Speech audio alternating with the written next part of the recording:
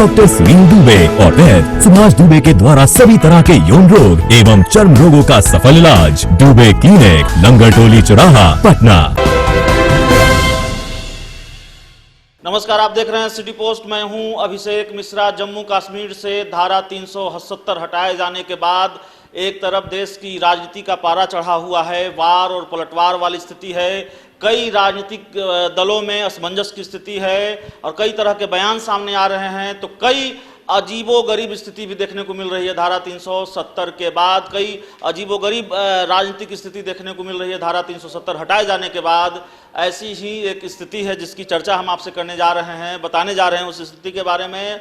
दरअसल धारा 370 हटाए जाने को लेकर न सिर्फ राजनीतिक दलों में मतभेद है बल्कि पति और पत्नी के बीच भी मतभेद है। ये बात हम इसलिए कह रहे हैं कि आप जानते हैं पूर्व सांसद हैं रंजीता रंजन, सुपौल से सांसद रही हैं कांग्रेस की, और पूर्व सांसद मधेपुरा से रहे हैं जन अधिकार पार्टी के संरक्षक है पप्पू यादव। तो रंजीता रंजन पप्पू यादव की पत्नी भी हैं, लेकिन धारा 370 को लेकर पति पत्नी में ही मतभेद हो गया है। पप्पू यादव की राय जो धारा 370 हटाए जाने को लेकर है उससे रंजीता रंजन इत्तेफाक नहीं रखती। उन्होंने कहा है और जाहिर है अपनी पार्टी कांग्रेस की मुश्किलें भी उन्होंने बढ़ा दी है। कांग्रेस की नेत्री हैं रंजीता रंजन और अपनी पार्टी की मुश्किलें भी उन्होंने बढ़ा दी है जिस तरीके से उन्होंने धारा 370 पर बयान दिया है। और उन नेताओं की फहरिस्त में उनका नाम जुड़ गया है, कांग्रेस के उन नेताओं की फहरिस्त में जो नेता कांग्रेस में रहते हुए धारा 370 हटाए जाने का समर्थन कर रहे हैं। तो रंजीता रंजन ने भी धारा 370 हटाए जाने का समर्थन किया है और कहा है कि चूंकि आप विपक्ष में हैं इसलिए हर वो चीज का विरोध करना ठीक नहीं है जो देश हित में है।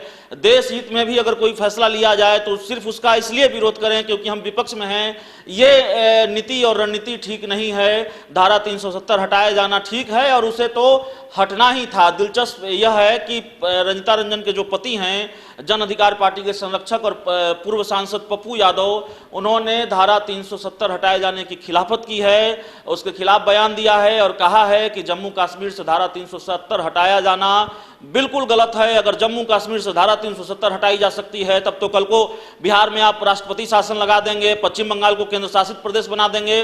क्या कहा है पप्पू यादव ने, उसको भी सुन लेते हैं। कल के दिन आप बंगाल में आप कह दीजिएगा केंद्र शासित प्रदेश होगा, फिर कह दीजिएगा कोई आएगा तो बोलेगा गुजरात केंद्र शासित प्रदेश होगा। तो क्या इससे देश खंडित होने से बच जाएगा? जब मन आएगा हमको केंद्र शासित प्रदेश कर देंगे। कल बिहार में आप राष्ट्रपति शासन लगा दीजिए, तो आप तो उससे बढ़ रहे हैं।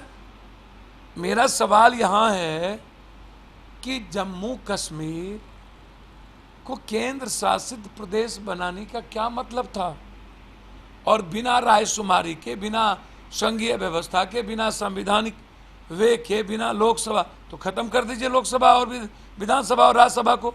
विपक्ष का कोई मतलब नहीं। आप चाइना की तरह आप रूल करना है आपको, तो आप 10 साल 15 साल का एक रूल नोट बना। तो जम्मू कश्मीर से धारा 370 हटाए जाने के बाद कई तरह की बेहद राजनीतिक स्थिति और परिस्थिति देखने को मिल रही है। अजीबोगरीब राजनीतिक घटनाएं देखने को मिल रही है और उसी घटनाओं में एक घटना है पप्पू यादव और रंजीता रंजन का एक मत न होना धारा 370 को लेकर। पति पत्नी हैं लेकिन राय अलग अलग है धारा 370 को लेकर और अलग अलग दलों से भी आते हैं। रंजीता रंजन कांग्रेस की पूर्व सांसद रही हैं, नेत्री हैं, और पप्पू यादव जन अधिकार पार्टी के नेता हैं, पूर्व सांसद हैं। इस खबर में इतना ही। अगर आपको हमारी खबर अच्छी लगे तो इसे अपने दोस्तों के साथ शेयर करें, हमारे यूट्यूब चैनल को सब्सक्राइब करें, बेल आइकन जरूर दबा दें ताकि हमारी खबरें सबसे पहले आप तक पहुंचे। प्यार, समर्थन और सहयोग के लिए बहुत बहुत धन्यवाद। क्या आप जानते हैं कि घर बैठे आप अपनी स्वास्थ्य समस्याओं का सॉल्यूशन पा सकते हैं सॉफ्टकेयर मोबाइल ऐप के द्वारा? अधिक जानकारी के लिए आप संपर्क कर सकते हैं। हमारे फोन नंबर्स हैं 9472981111, 9472982222। Softcare app, solution at your finger tips.